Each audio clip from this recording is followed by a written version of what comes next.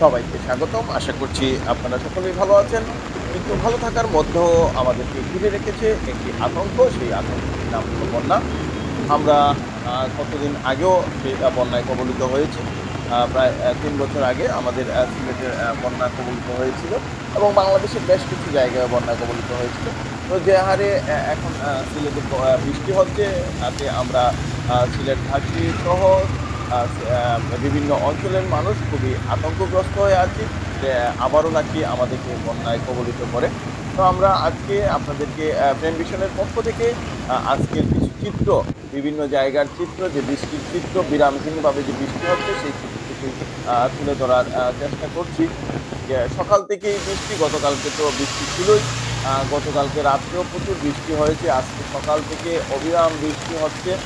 যে ১ মিনিটের জন্য বৃষ্টি থেমে নেই। তাই আজকে এই বৃষ্টির মধ্যেই আমরা ক্যামেরা নিয়ে বের হয়ে গেলাম যে বৃষ্টির কিছু দৃশ্য আমরা আপনাদেরকে দেখাবো বলে। আপনারা আমাদের সাথে থেকে এই পুরো ভিডিওটি দেখবেন, আপনাদের ভালো লাগবে। আমরা সিলেটের বিভিন্ন পয়েন্টে বৃষ্টির মধ্যে যে জনজীবন কিভাবে বিঘ্নিত হয়েছে, জনজীবন কিভাবে বিঘ্ন ঘটাচ্ছে চলাফেরাতে, সেই দৃশ্যগুলি আমরা আজকে আপনাদেরকে দেখানোর চেষ্টা করব। আপনারা আমাদের সাথে থাকবেন। আমরা ফ্রেন্ড ভিশন সবসময়ই চেষ্টা করি কিছু না কিছু দেখানোর জন্য। আমাদের চ্যানেলটি যদি এখনো সাবস্ক্রাইব না করে থাকেন, তাহলে আমাদের এই চ্যানেলটি সাবস্ক্রাইব করে আমাদের সাথে থাকবেন। আমরা আপনাদেরকে দেখাচ্ছি সিলেটের তালতলা পয়েন্টে আমরা দেখাচ্ছি যে যে দৃশ্যগুলি, দোকানপাট এখনো খুলে নাই। এখন বেলা ১১টা বাজে কিন্তু দোকানপাট এখনো খুলে নাই। এবং যান চলাচল হচ্ছে, কারণ মানুষ তো তার বের হতেই হবে। আমরা এখন আপনাদেরকে কিং ব্রিজের যে নিচের অংশটুকু সেটুকু দেখানোর চেষ্টা করছি। আমরা যাবো আপনাদেরকে নিয়ে সুরমা নদীর সামনে, সেখানে আমাদের সুরমা নদীর যে অবস্থাটুকু সেটুকু আমরা আপনাদেরকে দেখানোর চেষ্টা করব। কারণ কাজের জন্য মানুষ বের হতে হবে ছাতি নিয়ে, কেউ রেইনকোট নিয়ে। আমরা কথা বলতে বলতে আমরা চলে আসলাম সুরমা নদীর পাড়ে। আপনারা দেখতে পাচ্ছেন, আমরা আপনাদেরকে সুরমা নদীর সেই পাড়টুকু দেখানোর চেষ্টা করছি। নদীর পানি বেড়েই চলেছে। এভাবে যদি বৃষ্টি হয় তাহলে আমরা অবশ্যই কবলিত হতে পারি বন্যার। আমরা আপনাদেরকে সেই সুরমা নদীর দৃশ্যটুকু দেখানোর জন্য এখন সুরমা নদীর পাড়ে নিয়ে আসলাম। আপনারা দেখতে পাচ্ছেন সুরমা নদীর যে চিত্রটুকু সেটুকুই। এখনো নদীর পানি অনেক নিচে আছে। আ যদি বৃষ্টি আর না আসে তাহলে আমাদের দুশ্চিন্তার কিছু নাই। যদি এভাবে অবিরাম বৃষ্টি পড়তেই থাকে তাহলে আমাদের সিলেটবাসীর জন্য দুশ্চিন্তার কারণ হতে পারে। কারণ উজান থেকে যে ঢলের পানি সেগুলি নেমে আসছে এবং বিভিন্ন জায়গা অলরেডি প্লাবিত হয়ে গেছে। সেই খবরটুকু আমরা যেটুকু জানতে পেরেছি যে বিভিন্ন জায়গা প্লাবিত হয়েছে। আ আমরা আপনাদেরকে দেখানোর চেষ্টা করছি, কারণ মানুষ পেটের দায়ে কেউ সিএনজি নিয়ে, কেউ রিক্সা নিয়ে, কেউ ভ্যান নিয়ে আ আ এবং যার যে আ পেশা সেই পেশায় বের হচ্ছে। বাইকাররাও রেইনকোট, হেলমেট পরে বের হয়েছে তাদের রুজির সন্ধানে।